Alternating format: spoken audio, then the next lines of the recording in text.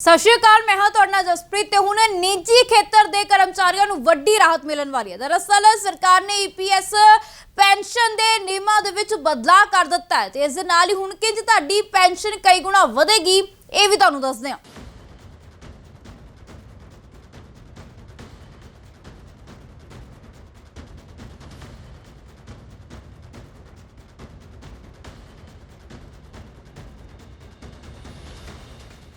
दरअसल निजी खेतर के कर्मचारियों के लिए एक वड्डी राहत वाली खबर सामने आई है। दरअसल कर्मचारी भविख निधि संगठन दे विच योगदान पाने वाले तनख्वाहदार व्यक्ति की पेंशन कई गुणा वध सकती है।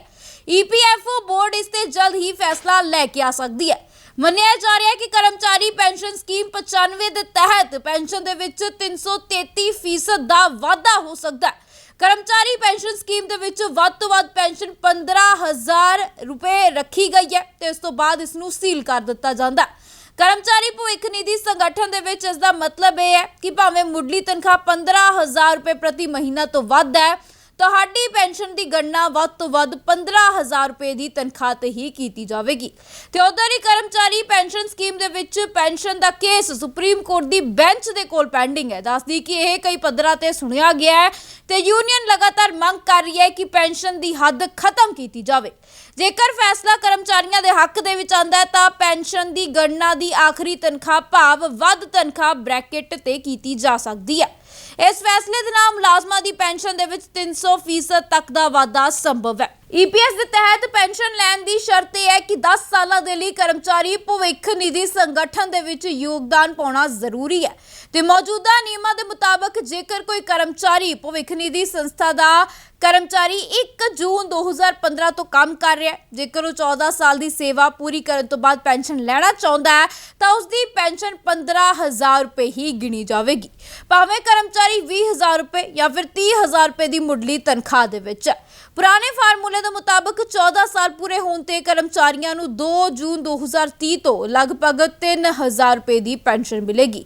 ईपीएस पेंशन की गणना के लिए फार्मूला है, पर इस दे नाल ही दस दी कि जेकर पेंशन की सीमा खत्म कर दी जाती है तो उससे कर्मचारी की पेंशन योजना दे विच वाधा हो जाएगा। सो सरकार इस नूं लेके जल्द ही एक वड्डा फैसला लेके आ सकती है। दरअसल निजी खेतर के कर्मचारियों के लिए एक वड्डी राहत वाली खबर सामने आई है। दरअसल कर्मचारी भविख निधि संगठन दे विच योगदान पाने वाले तनख्वाहदार व्यक्ति की पेंशन कई गुणा वध सकती है। ईपीएफओ बोर्ड इस ते जल्द ही फैसला लेके आ सकती है। मन्निया जा रहा है कि कर्मचारी पेंशन स्कीम 95 के तहत पेंशन दे विच 333% का वाधा हो सकता है। कर्मचारी पेंशन स्कीम दे विच वध तो वध पेंशन 15,000 रुपए रखी गई है तो इस तो बाद इसनूं सील कर दिता जांदा है।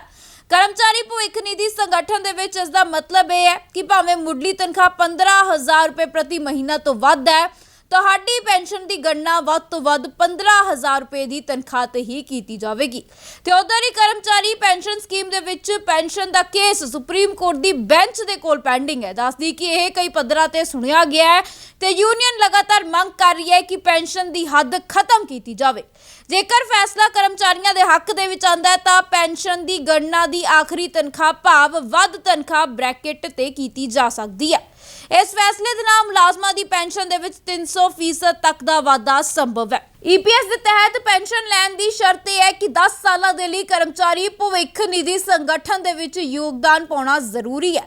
तो मौजूदा नियमां के मुताबिक जेकर कोई कर्मचारी भविख निधि संस्था का कर्मचारी 1 जून 2015 तो काम कर रहा है, जेकर वो 14 साल की सेवा पूरी करने तो बाद पेंशन लेना चाहता है तो उसकी पेंशन 15,000 रुपए ही गिनी जाएगी। भावें कर्मचारी 20,000 रुपए या फिर 30,000 रुपए की मुढ़ली तनख्वाह दे विच। पुराने फार्मूले के मुताबिक 14 साल पूरे होने ते कर्मचारियों को 2 जून 2030 तो लगभग 3,000 रुपए की पेंशन मिलेगी। ईपीएस पेंशन की गणना के लिए फार्मूला है, पर इस दे नाल ही दस दी कि जेकर पेंशन की सीमा खत्म कर दी जाती है तो उससे कर्मचारी की पेंशन योजना दे विच वाधा हो जाएगा। सो सरकार इस नूं लेके जल्द ही एक वड्डा फैसला लेके आ सकती है।